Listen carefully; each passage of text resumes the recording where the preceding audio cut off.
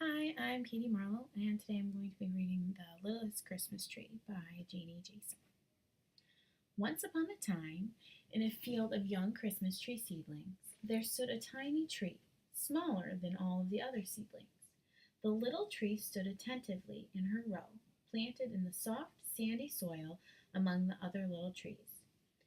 This littlest tree wanted to grow tall enough to become a real Christmas tree. As she was growing, the littlest tree decided to think about all the things that made her happy. The first thing she thought of was the sun.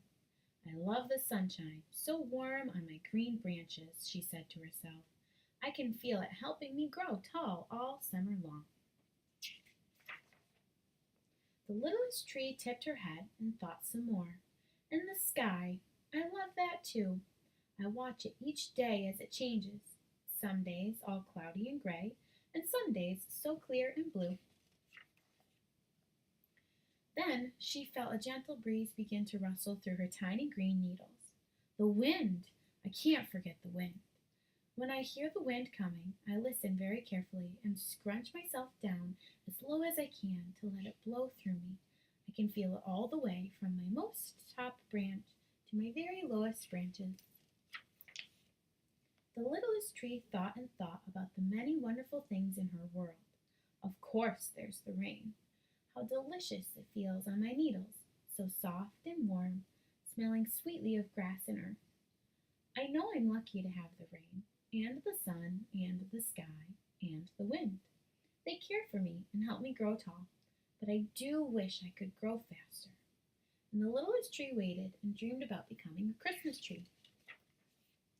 Sometimes the littlest tree leaned over to listen to the grown-up trees talking to each other in the nearby woods.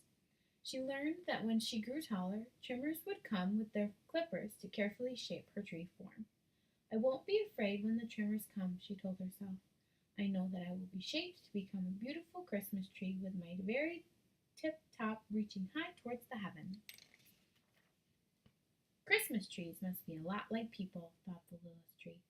People who are good and strong look up to the heavens for strength and encouragement. I will look up and stand patiently until I am tall enough to be chosen for Christmas. She called out to the sky. Please choose me. I am ready for a Christmas celebration. I am ready for the season of lights and life. Ever so quietly, the littlest tree thought, what if I am not chosen to be a Christmas tree?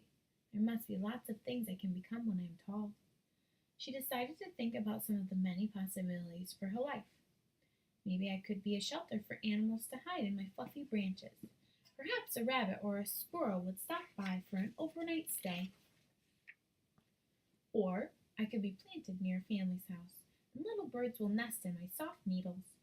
I know my friends and the chickadees would love to stay with me for the winter. They could fly from my branches to the bird feeders and window ledges, and then fly back to me for safety. The littlest tree was filled with ideas, jumping from branch to branch as she thought about the many things she could become. Maybe I could be a window frame and hold shiny glass in my arms. Oh, that would be lovely. There are so many possibilities to think about, said the littlest tree excitedly. Then, pausing, she said, but today I can only grow and become my very best right here where I am planted. I will feel the sun and the sky and the wind and the rain, and I will think about how wonderful it is to grow, just for today. The littlest tree often listened to the mother and father trees whispering with the other tall trees in the woods.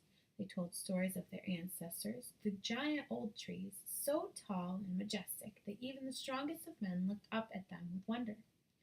Standing up as straight and tall as she could, the littlest tree stretched her tiny roots deep down into the soft, sandy soil. She looked up to the heavens and called out to her Creator.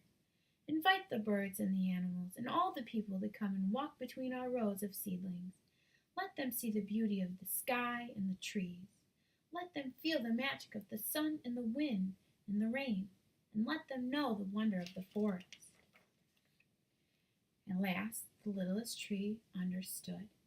The joy of becoming a Christmas tree can be found in each and every day.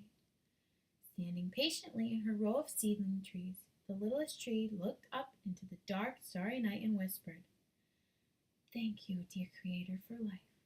Thank you for dreams. Thank you for ideas and thoughts and feelings.